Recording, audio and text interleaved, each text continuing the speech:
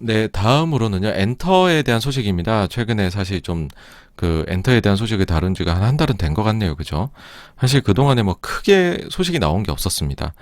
뭐, 이제 공연, 이제 콘서트 투어 잡히고 여기까지 제가 말씀을 드렸었던 것 같은데, 그 뒤로 뭐 무난하게 콘서트 증가하고 있고, 그 다음에 컴백하는데 숫자들도 무난하게 나오고 있고, 그리고 원래 사실 12월에는 시상식이 많아서 컴백이 잘 없어요. 그래서 언급 드릴 게 좀 적기는 하기도 했고, 그 다음에는 1월 같은 경우에 지금 올림픽도 이 시즌에 또 컴백을 잘 안 해요. 이 블록버스터급의 가수들은.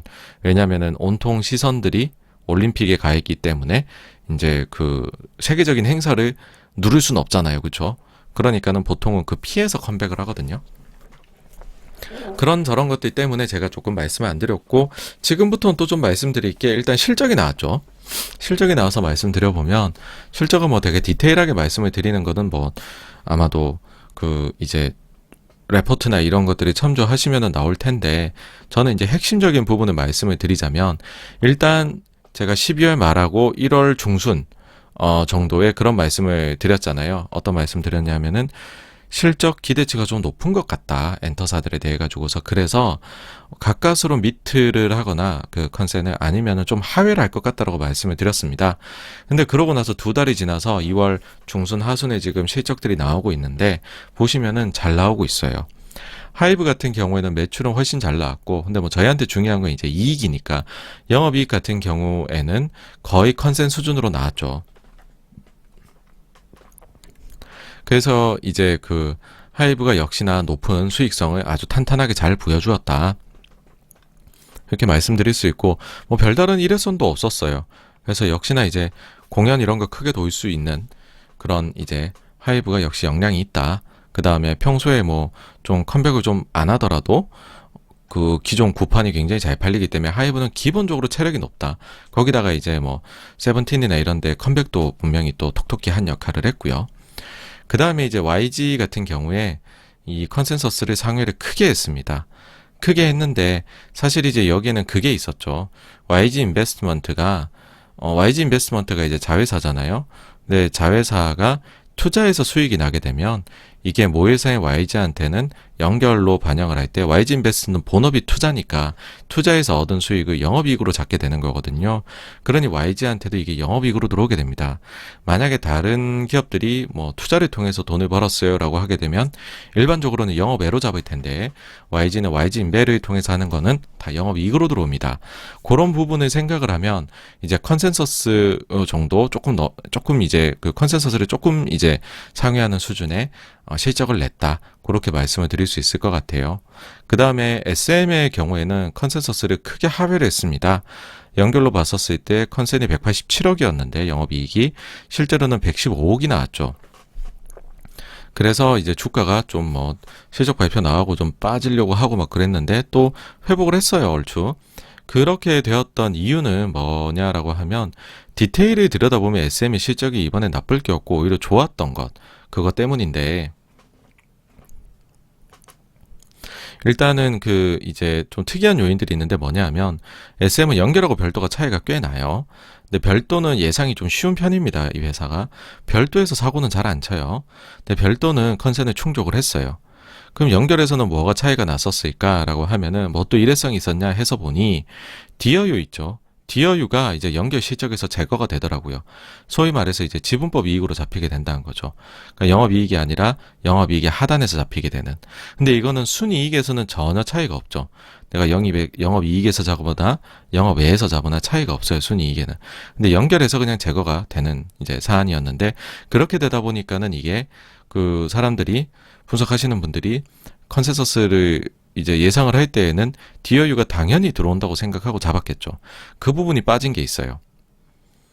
그리고 이제 뭐 상여금이나 좀 지급이 더 된 부분이나 뭐 그런 것들도 있는데 뭐 그런 건 제외를 하고, 어쨌든 그냥 DOU만 해가지고 봐도 컨센보다 회사가 지금 컨센의 미트 혹은 더 잘했다. 그렇게 말씀을 드릴 수가 있는 실적이었고, 그 다음 보통은 SM의 4분기의 실적은 겁이 많이 나는 실적입니다. 왜 겁이 많이 나느냐라고 하면은 일회성 손실이 너무 많이 나오거든요. 일회성 손실에 대해서 겁을 먹고서 4분기 실적을 맞이를 하게 되는데, 이번에 보게 되면은 무형자산 상각이 일부 발생한 것 빼고는 오히려 F&B 사업을 정리하는 과정에서나 뭐 이런 데에서 오히려 지금 그 일회성 이익들이 들어오게 됐죠. 그러면서 그 순이익이 대단히 잘 나왔잖아요. SM이 예상치보다. 그게 일회성에서는 이제는 오히려 이익이 좀 나왔습니다. 그거는 뭐냐 하면 그동안에 워낙에 다 영업외에서 많이 털어내가지고 더 이상 털 것도 없더라. 그런 이제 SM의 상황이 된 거죠. 그래서 세부적인 그런 내용들을 보면 뭐 괜찮았다. 거기다가 4분기에 원래 있었던 SMCU 앨범 1분기로 매출 인식 이제 그 밀린 것도 있고, 그 다음에 NCT 127 서울 공연도 1분기로 실적이 반영이 밀렸고, 그러니까는 뭐 컨센 대비해서 이게 하회에서 쇼크다 그렇게 절대 말할 수 없는 거죠. 자, 그러면 세 회사를 다 놓고 보면은 예상 대비해 가지고서 충족하고 다 조금씩 잘 나왔다는 얘기잖아요. 그러면 한 달, 두 달 전에 86번가가 했던 얘기는 뭐가 되냐라고 하면요. 그 부분은 제가 만약 그렇게 받아들이신다면 약간 억울함이 있는 게, 그 한두 달 사이에 컨센이 많이 내려왔습니다. 그래서 이제 컨센서스를 충족하는 실적이 나왔다고 봐주시면 됩니다. 한 달, 두 달 전에는 컨센이 이보다 많이 좀 높았었습니다. 각 기업별로. 자, 그 다음에 이제 그 공연이 계속 잡히고 있어요. 대표적으로 뭐 BTS 3월 서울 공연 크게 하고, 저스틴 비버 100회 이상 한다 그러고, 투바투랑 엔하이픈도 투어 이제 발표했고, 트와이스는 이미 투어를 하고 있죠. 레드벨벳도 이제 공연을 발표를 했고, 빅뱅하고 동방신기 멤버들도 컴백을 이야기를 했습니다. 확정을 지었죠. 이 컴백은 왜 하는 줄 아십니까? 공연하기 위해서 합니다. 여러분들, 아무리 내가 좋아하는 가수, 그 다음에 연식이 오래된 가수가 공연하면 와 꼭 보러 가야지 하겠지만은, 만약에 그 공연 세트 리스트가 그전하고 동일하다면, 신곡이 하나도 없다면 좀 성의가 없네 이렇게 생각할 수 있거든요. 연차가 많이 쌓인 가수들이 갑자기 신곡을 낼 때에는 이유가 있습니다. 여러분, 공연하기 위해서입니다. 그래서 지금 보시면 앞다투어서, 제가 지금 다 적을까 하다가 그냥 너무 또 적으면 헷갈리실까봐 그냥 전방위적으로 지금 컴백하고 있어요. 그리고 전방위적으로 콘서트를 너도 나도 잡고 있는 상황입니다. 그래서 투어는 앞으로 뭐 오미크론 이후에 특별한 변이가 없다면 계속되지 않을까라고 생각합니다. 그래서 이런 점들은 엔터사에는 상당히 도움이 될 것이다 라고 생각을 하고요. 그리고 뭐 이거 약간 여담이에요. 여담인데, SM 보시면은 지금 컴백하는데 연차가 좀 오래된 분들부터 컴백한다는 느낌 여러분도 안 받으세요? 이게 약간 SM은 그래도 내부적으로 모르겠습니다. 그냥 저의 그냥 킹리적 가심인데, 내부적으로 좀 규율이 있나 그런 생각을 해가지고, 이 투어는 지금 모두 가고 싶어 하거든요. 왜 그러냐면은 가수들 입장에서요. 가수들 입장에서는 상대적으로 배분이 더 많은 쪽이 투어 쪽이 배분이 더 많습니다. 그러다 보니까는 투어 하기를 더 원해요. 그리고 지금까지 2년 넘게 투어를 못 했다 보니까는 이제 본인들 입장에서는 수익성이 많이 좀 떨어져 있는 상황입니다. 그래서 열리기만 한다면은 빨리 투어를 하고 싶어 하는 거는요, 회사뿐만이 아니라 지금은 아티스트들이 몸이 훨씬 더 달아 있는 상황이에요, 여러분. 그러다 보니까는 앞으로요, 이 가수 그동안 앨범 되게 안 냈는데 싶은 가수들까지도 다 앨범 낼 겁니다, 여러분들. 지금 한번 컴백하는 순서 보세요. 그 다음 지금 NCT 하잖아요, NCT. 에스파 언제 나올지 모르겠습니다. 이래서 에스파 그래도 뭐 한 5월엔 나오지 않을까 생각하는데, 예, 뭐 좀 그렇습니다. 그 특징이 있죠. JYP는 한 2, 3년 전부터 다 스케줄이 정해져 있어요, 모든 가수가. YG는 테디가 곡을 줘야지 나오고, SM은 하여튼 특이 사정이 있는데, 이번에는 좀 장류 요소가 반영되고 있는 거 아닌가, 투어를 위해서. 그런 개인적인 생각입니다. 그리고 오늘 사실 본 게임은 SM 주주 제한에 대한 얘기인데, 그 전에 또 한 가지 이야기를 해드리자면, 엠믹스 요번에 이제 데뷔를 했잖아요. 엠믹스가 요번에 데뷔를 했는데 잘 될 것이냐 뭐 이런 것들도 주변에서 궁금해 하시더라고요. 사실 저희 채널에서 뭐 여러 차례 말씀을 드립니다. 모른다, 그런 거는. 그런 거 함부로 예상하지 마라. 소비재 기업에서 개인의 선호를 함부로 반영을 하는 것은 소비재 기업 분석에서 방해만 될 뿐이다. 그런 얘기를 제가 많이 드리죠, 그쵸? 많이 드렸었는데, 근데 그 좀 그래도 이게 한번 또 예상해보는 재미가 있잖아요, 그쵸? 이 가수가 잘 될까 못 될까 그런 것들. 또 저도 이제 그런 거 하는 거를 싫어하지는 않습니다. 또 하나의 또 주식하는 재미다라고 생각을 하기 때문에. 그러면은 엠믹스는 어떠냐라고 하면은, 일단은 엠믹스의 한정판 앨범 있잖아요, 여러분. 한정판 앨범을 저도 좀 샀어요. 그게 그때는 2만 원에 예약을 받았었는데 벌써 몇 달 전이죠. 잊고 있었습니다, 저도 사실. 더 살 걸. 지금 가격이 4만 5천 원, 5만 원으로 올랐더라고요. 야, 주식하지 말고 그 돈으로 엠믹스 한정판이나 그냥 몰빵할 걸. 이게 최고였는데. 최고의 투자처가 따로 있었어요, 여러분들. 엠믹스 같은 경우는 한정판을 냈고, 그 다음 요번에 싱글 앨범 이제 판매를 하고 있어서, 어떤 좀 그게 되냐면, 보통 이제 이렇게 신인 가수의 초동 가지고서 많이들 이제 비교들을 하세요. 많이 비교하는데, 에스파나 뭐 요번에 걸그룹이 지금 대전이죠. 에스파 말고 아이브하고 케플러, 이렇게 비교들을 많이들 하시는데, 그에 비하면은 실망스러운 게 나올 거예요. JYP인데 걸그룹 명가인데 엠믹스는 그보다 못하네 하실 건데, 이게 한정판으로 너무 이제 돌려버린, 그 이제 힘을 줘버린 느낌이 있어서 그런 거라, 이번에 엠믹스는 앨범 판매로 분석은 좀 어려울 거예요.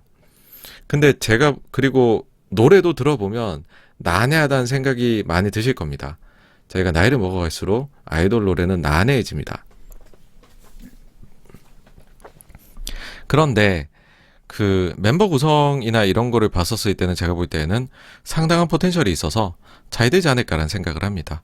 그러니까 보통 JYP가, 이거 이제 혹시 이 오해하시면 안 됩니다. 제가 오해하시라고 드린 말씀이 아니라, JYP가 보면은 첫 번째 곡이 메가히트 곡인 경우가 많아요. 걸그룹은. 그 백걸 굿걸도 그랬었고, 그 다음에는 있지 달라달라도 최근에 그랬었고, 그리고 그 트와이스도 우아하게 사실은 되게 잘 된 노래였고. 근데 요번에 그 엠믹스의 신곡이 약간 대중 반응이 안 좋은데 이러면서 실망을 하실 수도 있는데, 그보다는 멤버 구성을 이제 보실 필요가 있는데, 다시 한번 말씀드리면 오해하지 마시기를 말씀을 드리는 게, JYP 걸그룹이 메인 보컬이 강한 경우가 없었어요, 사실. 메인 보컬에 힘주는 색깔이 아닙니다. 그런데 이번에는 거기에 대한 좀 약간 뭐 라이브 논란이나 이런 것도 있고 하니까는 JYP가 좀 칼을 간 것 같아요. 보컬 능력이 있는 멤버가 되게 많더라고요. 그래서 이러면은 이거는 노래가 좀 대중성을 띠게 되면은, 이거는 한 번에 확 발아되는 보컬 능력자들이 있는 그룹의 경우에는 그런 모습을 보여준 경우가 많아서, 엠믹스는 아마도 그런 포텐셜을 충분히 가지는 구성으로 만든 것 같다. 그 다음에 랩을 좀 쫀득하게 하는 멤버들도 많아서 그런 것 같다. 그래서 아주 뭐 멤버 구성은 잘 짜신 것 같다라는 말씀을 드리고 싶다, 그런 생각이 들더라고요. 그 더불어서 이제 역시 이제 그 엔터 얘기가 나오니까 내 입이 좀 풀리는데, 케플러 말씀을 드리면, 케플러가 엄청 잘 되고 있어요, 사실. 케플러가 잘 되고 있는데 느낄 수가 없죠. 왜냐면 이게 막 코로나 확진 나고 거기도 멤버들 돌아가면서 확진 나가지고서 그런 것들이 있던데, 앨범 판매는 일단은 아이브보다도 잘했어요. 굉장히 놀라운 수준인 거고, 그 다음에 생각보다, 저는 사실 이제 케플러는 방송을 안 봤거든요. 요즘 이제 육아 이런 부분 때문에 아예 TV를 꺼놓고 살아가지고서 그러고 있는데, 근데 여기도 어쨌든 멤버는 잘 짠 것 같습니다. 멤버는 굉장히 잘 짰고, 뭐 설마 이번에 주작했겠어요, 그쵸? 그렇게 주작으로 당했는데 주작을 안 하고 국민 프로듀서님들께 맡겼더니 역시 잘 짜신다. 그걸 믿어야 되는데, 그쵸? 그래서 케플러도 굉장한 포텐셜을 가지고 있는 것으로 보인다. 뭐 그렇게 생각을 합니다. 그래서 너무 이제 비교하면 싸우지 마시고요. 이게 이제 내가 응원하는 회사 그룹 좋아 보이면 남의 회사는 좀 깎아내리고 싶은데, 다시 한번 말씀드리지만 절대 그러지 마십시오. 엔터는 보통 잘 될 때 다 같이 잘 됩니다. 그때 내게 조금 더 잘 되기를 바라는 거는 그럴 수 있어요. 근데 남이 안 되고 내게 잘 되기를 절대 바라지 마십시오. 특히 이 제도권에서 매매하시는 분들 중에 왜 그렇게까지 엔터는 롱숏을 잡으려고 하시는지 모르겠는데, 그게 저는 정말 이해가 안 되거든요. 정말 이해가 안 돼서 그런 건 조금 이제 지양해 주셨으면 좋겠어요. 잘 될 때 다 같이 잘 되고 안 좋은 거 있으면은 좀 쉬었다 가는 거고 다 같이 잘 될 때 내게 좀 더 잘 되게 응원해요. 그런 마음을 가지셨으면 합니다. 네. 자, 이제 오늘의 하이라이트라고 할 수 있는데 SM 주주 제한 온라인 파트너스 부분입니다. 요게 이제 그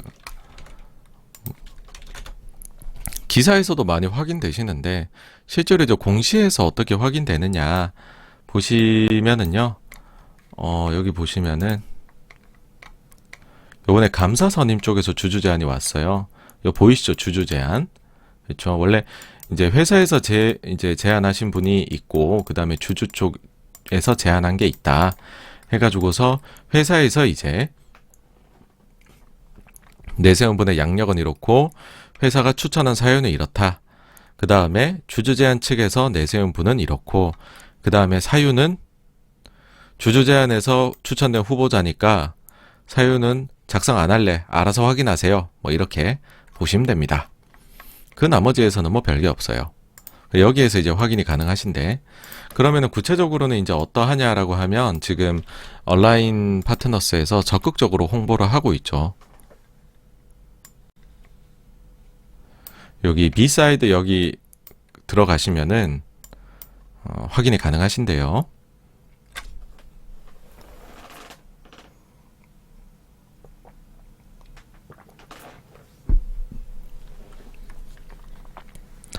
조금 느리네요. 왜 이렇게 느리지?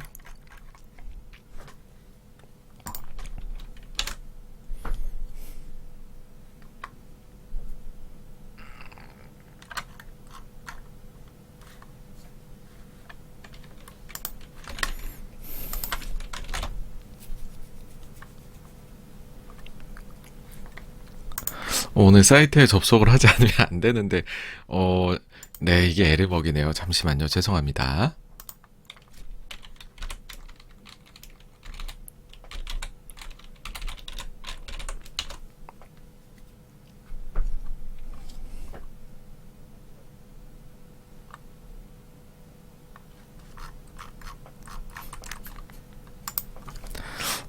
지금, 잠시만요. 요거 자료를 한번, 다시 한번 제가, 죄송합니다.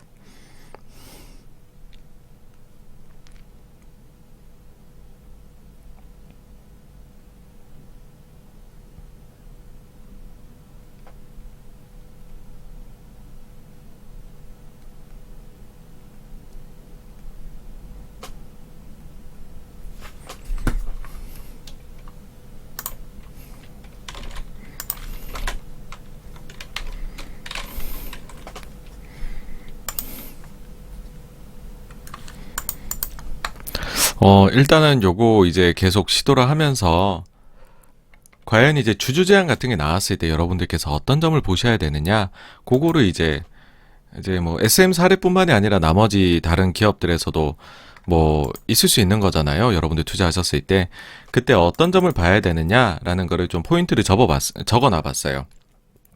뭐냐면 일단 주주 제한을 한 측이 내놓은 자료가 있을 거잖아요. 그렇죠? 그 자료를 보면서 과연 여기가 주주 제한을 할 만큼 이 산업에 대해 가지고서 잘 알고 있냐, 아니면 이 기업에 대해 가지고서 잘 알고 있냐, 그게 자료를 보면 이제 나오게 되거든요. 자료를 보면 이게 나오게 되기 때문에 여기에서 일단 파악을 해야 됩니다. 그러니까 한마디로 주주 입장에서 아니 이 양반들이 지금 제대로 일을 하려는 거야 말려는 거야, 그거를 자료를 보고서 좀 확인을 해봐야 된다는 거죠.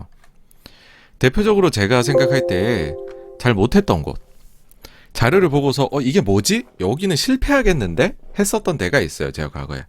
어디냐면은 현대차하고 모비스한테 제안했었던 그 엘리엇이었어요. 엘리엇 자료를 보면서 제가 이제 지인들하고 농담으로 그런 얘기를 했습니다. 엘리엇이 너무 글로벌이고 큰 회사이다 보니까는 다른 데에다가 힘을 쓴다고 우리나라 현대차 그룹에는 좀 밑에 직원한테 자료를 작성을 맡겼나 보다. 이거는 사원이나 대리의 솜씨다. 이거는 본부장급의 솜씨가 아니다. 그런 얘기를 했습니다. 그리고 실제로 잘 안 됐죠. 예. 근데 요거 됐어요. 그 보시면은 자료를 이제 비사이드 코리아에 들어가서 보시면 SM 자료 다운로드 해서 보실 수가 있습니다. 그 다음에는 여기에 의견도 남기실 수 있다는 거. 네, 요거를 이제 보시면 되고요. 자, 일단은 자료를 보시면은 첫 번째 자료에 이제 핵심 요약으로 다 나와 있는데 초기에 이제 페이지들 쭉쭉쭉쭉 해가지고서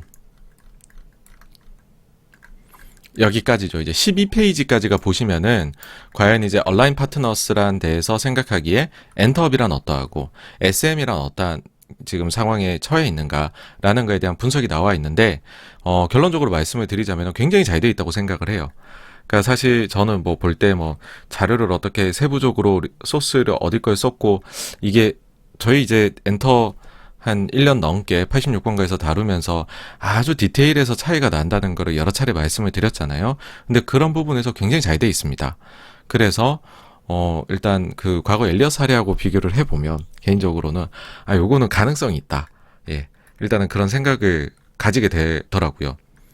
그래서 첫 번째 부분들은 이제 그 초기의 부분들은 우리나라 엔터사들이 굉장히 글로벌해서 성장을 하고 있고 그 중에서도 SM이 상당히 많은 IP를 보유를 하고 있고 그리고 실제로 다양한 측면에서 유튜브 구독자라든지 트위터 팔로워라든지 아니면 앨범 판매라든지 이런 데에서 IP 성장이 확인이 된다. 특히나 거기다가 이제 NCT가 지금 갖추고 있는 시스템 자체의 강점들 그런 것들에 대해 가지고서 저희가 이제 이 자료에서 체크가 돼 있고 그러고 나서는 잘 엮기만 하면 사업 포트폴리오 자체가 상당히 이제 잘 구성이 돼 있기 때문에 SM도 여기에서 뭔가 시너지를 낼 수 있을 만 가치를 좀 창출을 극대화를 할 수 있을 만하다라는 부분들 거기다가 최근 이슈가 되고 있는 게 리오프닝에 대한 부분이겠죠. 그렇죠? 당연히 그 공연을 할 수 있느냐라고 했을 때 과거 이제 앨범 판매 대비해서 공연 매출 비율을 따져서 SM도 리오프닝이 되면은 수혜를 입는 정도가 상당히 클 수 있다까지를 해놔서 보면서 이제 이러면은 요거는 이제 산업이나 아니면은 기업에 대한 이해도가 좋다 이런 생각을 했었고 이게 이제 통과가 패스가 되면 그 다음에는 이를 바탕으로 했었을 때 합리적 기업 가치가 어느 정도인지를 이 주주 제안하는 측에서 평가를 할 거거든요. 그러면 이게 평가가 어떻게 되어 있냐, 어떤 방법을 썼느냐 이제 그걸 보게 돼요. 이제 앞으로도 여러분들께서 주주 제안하는 데들을 보게 되면 이런 과정들을 거치시게 될 겁니다. 이제 대표적으로 비교를 하죠. 업종 내에서 비교를 당연히 할 수밖에 없는 건데 그랬을 때 이제 비교를 해보니까는 SM은 앨범이라는 판매, 그러니까는 핵심 이제 팬층 대비해가지고 봤었을 때 앨범 판매 대비 시가총액이 너무 차이가 많이 난다라는 이제 그 주장을 하고 계신 거고 거기다가 사실 하이브는 뭐 또 그럴 수 있잖아요. 저는 너무 넘사벽인데 그런 생각을 하실 수 있는데 JYP하고 이제 비교를 해봤었을 때에도 사실 JYP는 뭐 또 많은 부분에서 비슷한 부분이 있다 보니까는 그러니까는 비교를 해볼 수 있는데 차이가 난다는 거죠. SM이. 특히나 이제 여기에서 잘 발라내져 있는데 사실 SM을 많은 분들이 분석하기 어렵다 하세요. 왜냐하면 JYP는 깔끔해요. 뭐 이제 비주력 자회사 이런 것들이 없잖아요. 근데 SM은 비주력이라 하고 일컬어지는 혹은 이익에 전혀 기여를 못하는 자회사들이 되게 많은데 그런 부분들까지 이제 해가지고서 그러면은 자회사들하고 순연금 가치하고를 다 빼고서 본업 가치만 놓고서 비교를 해봤었을 때 SM이 과연 JYP 대비해서 어떻게 평가받고 있을까라고 했었을 때 이거는 저평가가 아닐까 이렇게 생각을 하신다는 거죠. 온라인에서는. 그리고는 요 점도 굉장히 흥미로운 자료라고 생각을 하는데 사실은 중요한 자료라고 생각을 해요. 여러분들께서 보실 때 왜 SM은 제가 아까도 그랬죠. 4분기 실적 이야기하면서 SM의 4분기는 긴장된다고. 저 SM을 과거에 투자할 때 늘 긴장됐어요. 솔직히 4분기 실적은. 왜냐면은 너무 쇼크를 잘 내니까. 근데 실제로 그게 드러납니다. 과거에 실적을 낸 거에서 쇼크를 내지 않았던 때보다 더 많아요. 그러니까 쇼크가 몇 번 있었던 수준이 아니라 쇼크가 더 많아요. 그냥 쇼크가 절반 이상이에요. 일상적이에요. 그런 기업에 투자를 하겠느냐 아니면은 JYP가 왜 기관 투자자들이 좋아하느냐라고 했었을 때는 진짜 JYP는 이게 막 그 직전에 막 1, 2주 전에 이야기하고 그런 게 아니에요. JYP는 보시면은 이미 1, 2년 전부터 우리 이렇게 할 건데 이렇게 하면 이렇게 될 것 같아요. 라고 이야기를 IR 하거나 할 때 다 말씀을 하시거든요. 그렇게 하면은 그거를 우리가 계산을 해보면 얼추 나와요. 실적이 이쯤 되지 않을까라고 하면 그게 얼추 맞아요. JYP는 쇼크가 한 번밖에 없어요. 이거 거의 약간 미국식이에요, 이거는. 그래서 사실 이렇게만 바꿔줘도 좋다는 생각을 해요, 저는 SM에 대해서는. 그러고는 이제 뭐, 아유, 말해 뭐 하겠습니까? 지금 뭐 SM 불거져 나오는 다양한 문제들이 있죠. 그리고, 아유, 지배구조 문제도 사실은 뭐, 입대 있게 너무 많기는 한데, 그렇죠. 네, 이거는 뭐, 여기에서 다 이렇게 다룰 만한 지금 부분까지는 아닌 것 같고, 그 다음에는 핵심적으로 봐야 될 거는 뭐 전선을 너무 넓히 있게 아니라 좀 좁혀서 보게 되면 역시나 라이크 기획에 대한 이야기고, 아마 이 부분을 솔직히 첫 장표에 넣고 싶지도 않았을 거란 생각을 합니다. 이게 사실은 너무 중요한 부분이니까 너무 많은 돈을 가지고 간다라고 저희가 지금 다 모두가 알고 있는 부분이잖아요. 그렇죠? 그러니까는 요 부분만 제거가 되어도 도대체 얼마나 이익률이나 이런 게 높아질 수가 있을까?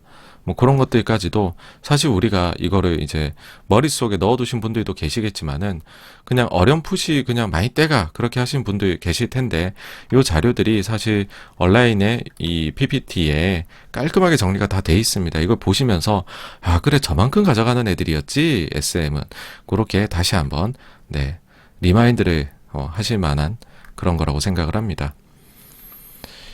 사실 SM에 대해 가지고서 주주 제한이 나오게 되면은 안 좋다라는 얘기들을 하죠. 그러니까 가능성이 없어. 예전에도 KB에서도 공격을 했는데 안 됐잖아. 뭐 그런 말씀들을 하시는데 그 역사가 여기에 쭉 나와 있어요. KB 때는 왜 어떤 거를 이야기했고 어떤 과정을 거쳐 가지고서 안 됐을까? 그런 게 나오거든요. 요것도 이제 참고 삼아서 한번 이제 요랬었고, 그러면은 저희가 생각할 수 있는 건 이거죠. 이 장표를 왜 넣었을까? 사실 이런 거는 약간의 저는 자신감이라고도 생각을 해요. 뭐냐 하면 과거에 어떻게 보면 다른 회사의 실패 자료를 넣는 건 쉽지가 않습니다, 여러분. 이 어깨 좁아요. 근데 이걸 통해 가지고서 이야기하고 싶은 바는 저희는 이런 실수를 반복하지 않을 거예요 라고 할 때 보통은 넣는다고 저는 봐요. 그래서 이런 자료들이 과거에 이러니까는 안 좋았고 여기서 다른 모습이 이러면은 보여질 수 있겠구나, 뭐 이런 것도 당연히 보이겠죠. 그리고 최근에는 의결권 자문해 주는 것들의 힘이 굉장히 셉니다. 힘이 세다고 표현하기가 좀 그럴 수도 있는데, 뭐냐면 삼성물산의 그 의결권, 이제 물산하고 제일모직 합병 문제 있다고 하잖아요.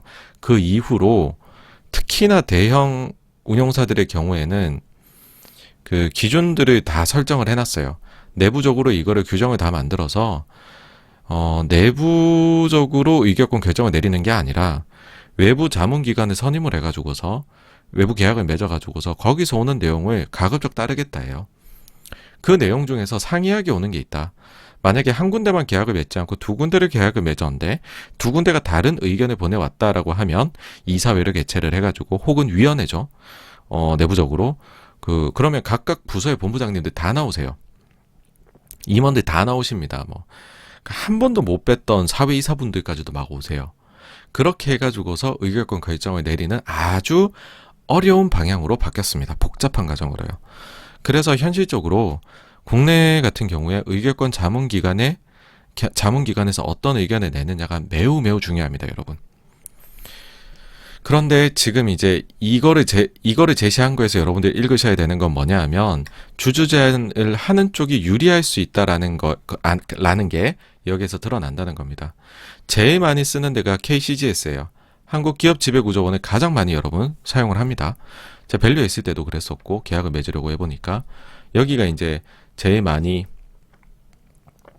그 얘기를 의결권 자문을 기관 투자자들이 맺는 곳이고, 그 다음에는 뭐 대신경제연구소도 많이 맺고요, 서스틴베스트도 많이 맺고 합니다. 근데 요런 데들에서 지금 SM에 대해 가지고서 어떤 의견을 매겼냐라고 하면은 그 지배구조 부문 관련해 가지고서 좋지 않게 평가를 하고 있어요, ESG 등급에서. 그러면서 주총 요약에서도 라이크 거래 계속되고 있고 개선점 없다.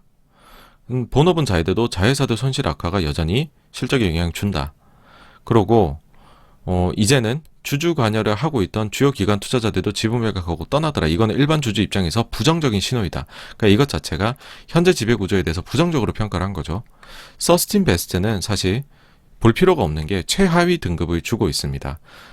여러분 이런 상황에서 주주 제한이 괜찮게 들어오면 어떻게 되겠습니까? 이쪽에서 의견을 좋게 내주겠죠, 그렇죠? 네. 그런 점이 있다는 거고, 그 다음에 이제 기업 가치를 평가를 해보니까는 피어 대비해서 저평가더라. 만약에 저평가 상태라면 이 저평가에 대한 원인 분석이 있어야 되겠죠, 그렇죠? 그게 이제 제가 말씀드렸던 방금 전에 지배구조의 문제라든지 아니면은 사업의 자회사들의 이제 뭐 그런 다각화되어 있는 거에서 이제 이게 제대로 시너지를 못 내는 문제라든지 뭐 그런 것들에 대해 그 다음에 라이크 기획이라든지 그런 것들이 저평가의 원인이다라고 온라인에서는 분석을 지금 해둔 거고요. 그 다음 마지막으로는 그러면 원인만 찾으면 뭐예요, 그죠? 이거를 해소하기 위한 제안이 나와야 되겠죠. 그러니까 이게 일반적으로 저희가 아주 정석적으로 거치는 주주 제안입니다. 정말 정석의 정석을 보시고 있다, 그렇게 말씀을 드릴 수가 있는데, 그 방법으로 첫걸음으로 온라인에서 이야기하고 있는 것은 전문성이 있는 독립적인 감사의 선임입니다. 일단은 감사에 대해서 설명을 차분하게 해주고 계세요. 그러니까는 감사가 도대체 뭘 할 수 있어요? 그런 의문 드실 수 있잖아요. 아니, 이수만 그 대표가 그래도 지분 20% 가까이 가지고 있던데 뭐 이것저것 아무리 하려고 해도 안 되는 거 아닌가요? 그런 생각 하실 수 있잖아요. 특히 그래도 이사회는 들어봤는데 이사회는 근데 또 회사가 장악하고 있고 감사 정도로 뭐가 바뀌어요? 인데 대표적인 게 이겁니다. 회사의 업무와 재산 상태를 조사할 수 있고 회사의 비용으로 전문가를 고용해서 이걸 조사를 할 수가 있어요. 그 다음에는 이사가 회사의 현저하게 손해를 미칠 염려가 있는 사실을 발견하면 그 즉시 감사에게 보고를 해야 됩니다. 이게 안 되면 어떻게 되겠습니까? 공격의 빌미를 주게 되는 거겠죠, 이사 쪽에서. 그 다음에는 임시총회를 소집을 청구를 할 수가 있고요. 그리고서는 직무를 수행하기 위해 자회사에 대한 영업의 보고를 요구할 수 있다. 지금 SM의 문제 중에 하나가 뭡니까? 지배구조에서 너무나도 많은 자회사들 어떻게 되고 있는지, 비용 처리 어떻게 되고 있는지 도무지 모르겠다, 블랙박스다라는 게 크잖아요. 거기에 대한 요구가 가능하다는 거고, 그 다음에 정기총회 회의 6주간 전에 감사에게 그러니까는 대차대조표 손익계산서를 비롯해가지고서 실적이나 뭐 아니면 재무 상태에 관련한 거를 자료를 제출받아서 볼 수 있다라는 겁니다.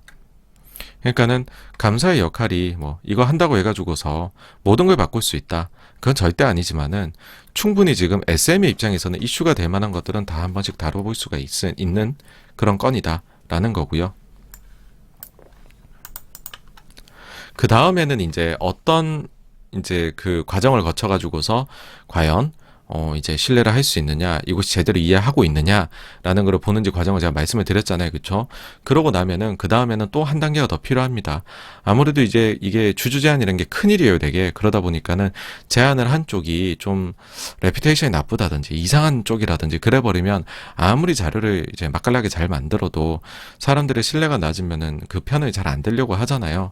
그래서 이제 그 주주 제안 펼친 곳에 신뢰에 대한 그 부분도 있는 건데, 일단은 그러면은 제일 먼저는 그 신뢰성 확인은 과연 그러면 제안하는 쪽에서 어떤 인사를 내세웠느냐, 이런 걸로 확인이 가능합니다.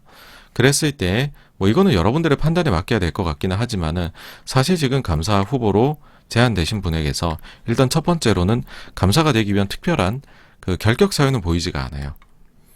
저희가 감사 선임 이런 거 있을 때 제가 과거에 일을 할 때에도 첫 번째로는 그 사람이 좋은 사람이냐 나쁜 사람이냐에 따지지 않습니다. 결격 사유가 있냐 아니냐를 따집니다. 결격 사유가 있으면은 능력이 있어도 안 되거든요. 근데 그런 그 결정적 결격 사유 이런 것들은 없는 걸로 보이고, 그 다음에 이제 어쨌든 지금 좀 그 과거에 해오신 부분들을 봤었을 때에는 이제 자금 관련해가지고서 상당히 스페셜티가 있는 분을 굉장히 잘 내세운 것 같다, 그렇게 이제 생각을 하고요. 그 다음에 사실 이제 이거는 조금 온라인에 대해 가지고서 이제 소개가 지금 나와 있는데, 요거를 사실 고민을 많이 했었어요. 요거를 어떻게 이제 말씀을 드려야 될까 라고 했었는데, 그 온라인 파트너스의 경우에는 사실 설립이 된 지가 그렇게 오래된 회사는 아니에요. 1년이 조금 넘은 회사인데 최근에 보면은 그 우리금융지주 소수지분 매각에 참여를 해가지고서 거기에서도 이제 밸류업 할 수 있는 그런 거를 진행 중인 걸로 알고 있고, 그 다음에는 또 이제 SM 또 관련해가지고서 또 요번에 이거를 공개적으로 하고 있고, 예를 들어서 뭐 과거에 이게 뭐 대주주와 관련해가지고 문제가 있었다라든지 그런 좀 안 좋은 사례가 있거나 그런 부분들은 발견하기가 어려운 것으로 보입니다. 물론 이제 그게 뭐 업력에서 오는 차이라고도 생각할 수 있겠지만, 그게 아니라 뭐 그렇게 따지면은 사실은 그 이제 그 온라인의 대표께서 활동하셨던 요런 데서 그런 과연 문제가 있었느냐, 그런 것들도 저희가 생각을 해볼 수가 있는데, 그거를 생각해 보면은 뭐 딱히 그런 거는 전혀 뭐 여러분들도 아시겠지만은 KKR이 한국에서 뭐 그렇게 뭐 이상한 거라 했거나 그런 거는 전혀 발견을 못 하실 테니까, 그런 것들을 고려를 해 봤었을 때에는 이번에는 솔직히 그런 생각이 들더라고요. SM이 지금 제대로 걸렸다. 이거는 SM이 지금까지는 잘 빠져나갔는데 빠져나가기가 조금은 힘이 들 수도 있다. 그거를 제가 어디서 확실히 느꼈는지를 말씀을 드리자면 이거예요. SM이 KB한테 공격을 당했을 때 배당을 안 했죠. 그쵸? 근데 이번에 온라인에서 주주 제안이 들어왔을 때 배당을 했습니다. 저는 여기에서 결정적인 차이가 있다고 봐요. SM 입장에서 이거 잘못하면 지겠다라는 생각을 하니까 배당을 한 거다라고 전 생각을 합니다. 그게 아니면 SM이 어떤 곳입니까? 라이크가 더 받아가면 더 받아갔지 배당을 절대 하는 회사가 아니거든요. KB는 당시에 5% 이상이 주주였어요. 근데 5% 이상의 주주가 주주 제안을 했는 경우에도 정말 눈 하나 깜짝 안 하고서, 사실 자료도 늦게 냈어요. 그때 저 자료를 보고서 사람들이 다 굉장히 분노를 했었는데, 자료도 늦게 내고 솔직히 그 자료의 질도 성의가 없다고 생각을 했었거든요. 근데 이번에 배당을 했다? 그거 보면서 딱 생각이 들더라고요. 지금 제대로 해야 되겠다는 생각을 SM이 했구나. 나중에 분명 이야기한다 이거 주주들한테. 우리 편 들어주세요. 제가 배당을 합니다. 여러분 처음으로 이제 배당했고 앞으로 늘려갈 거예요. 저희도 이제 주주 환원 정책을 본격적으로 할 테니까. 근데 다만 200원은 불만족스러우실 수 있는데 이거는 저희가 코로나라는 불확실성 때문에 그런 거고요. 향후에는 팍팍 늘려드릴 수도 있으니 제발 저희 편 들어주세요. 라고 이야기하는 전략을 짜지 않을까 개인적으로는 생각을 합니다. 이런 생각을 하는 거는요. 감사 선임이라는 특수성이 또 있기 때문이기도 해요. 여러분들. 감사 선임은 3년에 한 번 돌아와요.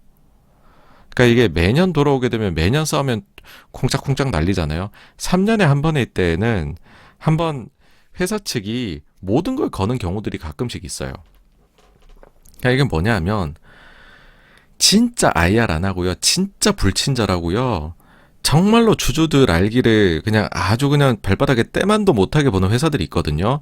그런 회사들을 5% 신고해서 가지고 있어 보면 3년에 한 번씩은 저희 회사에 오지 말라 그래도 찾아와요, 저한테. 저희가 그 담당자면 제발 만나달라고들 하시죠. 왜냐? 그때 물어보면 뭐 있냐? 딱 보면 감사 선임권이 있거든요. 감사 선임권은 왜 문제가 되냐 하면 대주주의 의결권이 3%로 제한이 됩니다. 내가 아무리 50%를 가지고 있어도요. 실제로 감사 선임에서 내가 쓸 수 있는 표는 3%밖에 안 돼요. 그러니까 찾아오는 겁니다. 제가 펀드에서 5% 가지고 있는 거나 대주주가 50% 가지고 있는 거나 똑같다라는 거죠. 그러니까 와서 제발 좀 이라고 하는 거죠. 식사나 한번 하시죠. 아니요, 식사 안 해도 돼요. 차라도 한잔. 아니요, 그냥 저희 사무실에서 물이나 드시죠. 그렇게 얘기하거든요. 그동안 그렇게 안 만나 모멸감을 주면서 투자하게 만들어 놓고는 사람들이 그렇게 변하거든요. 그러면은 이제 여기서 마지막으로 따져봐야 될 게, 왜 이렇게까지 감사 선임에 대해서 제가 말씀드렸냐. 여기에서 승리 가능성을 알 수 있는 겁니다. 대주주 의결권이 3%로 제한됩니다. 그러니까는 소수 주식을 가지고 있는 주주의 주주 제한도 승리 가능성이 있다는 거죠. 여기에서 일단 온라인이 얼마를 가지고 있는지는 뭐 알 수가 없습니다. 그렇죠? 근데 최소한 어느 정도 있는지는 우리가 역산해 볼 수가 있어요.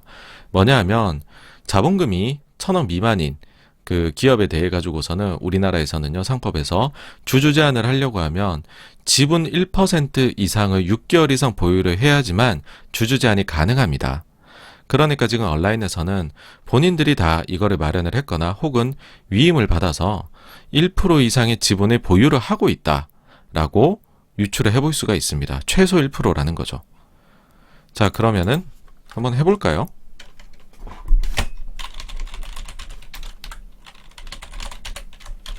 일단 1%는 있는 거죠, 그쵸? 그 다음에 SM에 가게 되면 이수만 회장이 18.96% 가지고 있는데 이건 3%로 제한돼요, 그죠? 임직원들이 0.45를 가지고 있는데 이건 다 회사 편에 든다고 해보죠. 그 다음에 이건 알 수가 없는 건데 키스트 이제 저거를 했잖아요. 인수를 했잖아요, SM에서. 그 대주주가 배용준 씨였고, 그러면서 배용준 씨가 3% 이상의 SM 지분을 받아갔었습니다. 근데 그 이후로 공시가 나오질 않아서 과연 지금도 이걸 가지고 있는지 혹은 다 팔았는지는 알 수가 없어요. 그래서 요거는 미스테리의 영역으로 남겨놓읍시다. 그 다음에는 기간 투자자예요. 기간 투자자들의 경우에는 신고가 되어 있는 투자자가 지금 3건입니다. 국민연금이 제일 최근에 신고한 걸로 봐서는 6%를 가지고 있다 하고, KB가 5%, 한국투자신탁은 좀 줄어서 3.78%. 근데 여기에서 변동이 분명히 있겠죠. 근데 이제 아마 여기에서 국민연금하고 KB는 플러스 마이너스 1% 내라고 봐야 됩니다. 맥스가 7.16, 그 다음에 미니멈이 5.16이에요. 왜냐하면 그 이상이 변동됐다면 공시했었어야 돼요, 지금. KB 같은 경우에는 6.13이거나 아니면 4.13입니다. 그 다음에 한국투자신탁운용은 여기에서 제로까지 가도 상관이 없어요, 사실. 공시 안 해도. 근데 아마도 그렇게까지는 매매를 하지 않았을 걸로 보여요. 여기는 뭐 그렇게 매매를 많이 하는 곳은 아닌 걸로 알려져 있어서. 그래서 아마 뭐 한 2에서 3 정도를 보유를 하고 있지 않을까라고 개인적으로 생각을 합니다.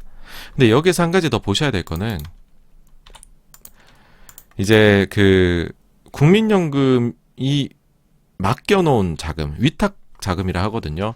그거를 제가 알기로 KB하고 한국투자신탁은 모두 다 운용을 하고 있어요.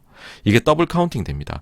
만약에 국민연금이 KB 자산한테 자금을 맡겼는데 그 돈으로 KB가 SM을 1% 사요. 그러면 신고가요, 국민연금도 1%, KB 자산도 1%로 더블 카운팅이 됩니다. 사실은 1%밖에 안 보유하고 있는데 말이에요.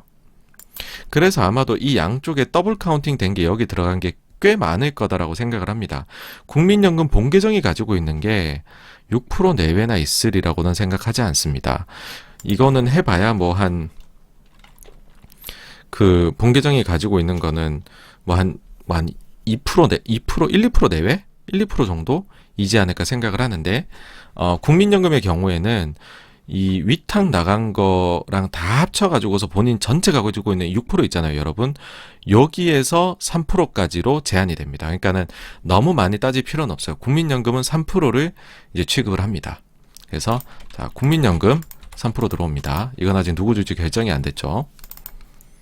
그 다음에 KB자산은 국민연금에게서 한 2, 3% 정도 연금 자금으로 사지 않았을까 생각을 해요. 그러니까는 KB자산이 자기 자산으로 산 거는 아마 한 1에서 2% 정도? 이건 너무 낮나? 2에서 3% 정도로 갑시다. 절반 정도로 봐서. 그 다음에 한국투자신탁운용의 경우에도 요 보유 물량 중에 한 절반 정도로 봐가지고서 한 1에서 2% 정도를 자기의 결정으로 매길 수 있지 않을까 라고 생각을 하는데, 이게 어디에 영향을 받냐 하면 아까 말씀드린 대로 여기 영향 받습니다. 한국기업지배구조원이나 서스틴베스트와 같은 외부 자문기관의 영향을 받고, 제가 알기로 요 두 군데다 일단 KCGS는 쓰는 걸로 알고 있고 추가적으로 더 쓰는 데가 있을 거예요, 아마도. 그래서 일단 KCGS로 봐가지고서는 온라인 쪽으로 우호적으로 나오지 않을까라고 생각은 하는데, 어쨌든 이렇게 적어 놓고요. 그 다음에 그 외에도 기관 투자자들이 꽤 있을 걸로 생각을 합니다. 근데 이거는 뭐 알 수 없는 영역이죠, 그죠?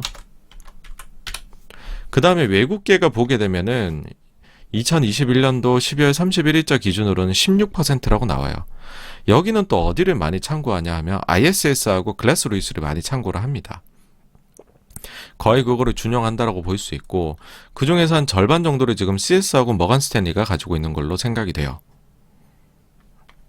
근데 요게 CFD의 가능성이 저는 많이 보이고, 그래가지고서, 그러니까 CS는 거의 CFD이지 않을까 싶고, 머간 스탠리의 경우에는 헤지펀드이지 않을까라고 생각을 해서, 의결권을 행사할지 안 할지 미지수입니다, 이런 경우는. 그래서 외국계에서는, 모르겠어요. 어느 정도나 행사를 할지. 그거는, 요것도 이제 그래서 블랙박스이다. 예. 그렇게 생각을 하는데, 제가 볼 때 요 자금의 성격들은 우리나라의 그 이제 자문기관에 맡기는 특성상 거의 다 온라인 쪽으로 가지 않을까라고 생각을 합니다. 여기에는 감사 선임의 특수성이 있는데, 작년도에 한국앤컴퍼니를 비롯해가지고서 감사 선임 건을 보게 되면 사측이 아니라 주주제한 편 쪽을 자문기관도 그렇고 연금도 많이 들어줘요. 그건 왜 그러냐면 이사회는 좀 별개예요. 이사회에 대해 가지고서는 팽팽한 의견이 나옵니다. 근데 감사에 대해서는 왜 그러냐면, 감사라는 자리는 이사까지는 아니더라도 이 그 외부에서 이거를 소위 말해가지고서 감시를 하는 역할을 할 수 있는 감시자라는 거죠. 외부 감시자를 주주제한 측에서 한 자리 정도 넣는 것 자체는 건전한 기업 발전에 도움이 된다라는 식으로, 실제로 이게 한국앤컴퍼니 때 주주제한 찬성해주도 국민연금 논리였어요. 그래서 감사 선임에 대해 가지고서 제안을 하는 것은 아마도 온라인 쪽에 편에 들어주지 않을까. 그래서 만약에 합쳐지면은 이게 다 합쳐질 수 있다라고 생각을 하고요. 그러면은 여기가 어느 정도 나오냐 하면 SM은 3.45에서 6.45 정도 나올 거라고 보고, 온라인의 경우에는 여기 2.5, 1.5를 하면 8 정도는 나올 수 있을 거라 생각을 해요. 그리고서 그 다음에는 그 외 기관 투자자나 외국계인데, 아마 기관 투자자들은 역시나 그 KCGS 이런 데 거의 준용할 거고, 외국계 쪽을 SM이 외국계를 만나기나 하는지도 잘 모르겠어요. 어쨌든 그래가지고서 외국인 투자자 비중이 또 그렇게 높지는 않기 때문에, 그리고 특수하게 지금 CFD하고 헤지펀드 쪽 들어와 있는 것들이 있어서 외국계가 크게 캐스팅 보트를 쥐지는 못할 것 같다는 생각이고, 오히려 국내 기관들이 캐스팅 보트를 크게 쥐지 않을까인데, 사실 그동안 SM이 국내 기관에 너무 약 올렸죠, 그쵸? 그래가지고서 아마도 분위기는 주주제한 쪽으로 훨씬 우호적이지 않을까. 만약에 정말로요, 만약에 이 배용준 씨 지분까지도 없다라고 해버리면, 그러면은 이것만으로 그냥 3.45예요. 그러면 거의 게임이 살짝은 좀 시시하게도 끝날 수 있다라고 저는 생각을 합니다. 그래서 뭐 이거 한다고 뭐 달라지겠어? 아니면 이거 한다고 이기겠어? SM이 어떤 애들인데? 라고 하실 수 있는데, 그거는 이제 이제 주주 제한이 어떤 종류로 들어갔느냐, 그런 거 세부적으로 따져봐야지 그거는 답이 나오는 거고, 세부적으로 들어가 봤었을 때에는, 저 개인적으로는 표 계산을 해봤을 때에는 온라인의 승리 가능성이 훨씬 높다라고 생각을 합니다. 그래서 요거는 주주총회 한번 지켜보시죠, 여러분. 굉장히 재밌는 결과가 나올 것 같아요. 뭐 모르겠습니다. 여기서 추가적으로 SM에서도 뭐 대응하는 자료를 낼 수도 있을 것이고, 또 추가적으로 온라인에서도 감사 선임을 넘어서는 무언가를 이야기할 수도 있겠죠, 그렇죠? 그래서 그런 부분들까지도 보면은 앞으로 굉장히 요건은 지금 뭐랄까요, 뭐 사실 주주제한이나 이런 거에 대해서 레포트도 하나도 안 나오더라고요, 그렇죠? 근데 그렇게 보기에는 꽤 큰 건이 될 거예요. 그래서 한번 눈여겨보시죠. 아주 재밌을 겁니다. 네, 그래서요, 여기까지가 엔터에 대한 이야기까지 다 이제 언급을 해드린 그런 거였고, 준비한 내용이 끝입니다. Q&A로 넘어가 보도록 하겠습니다.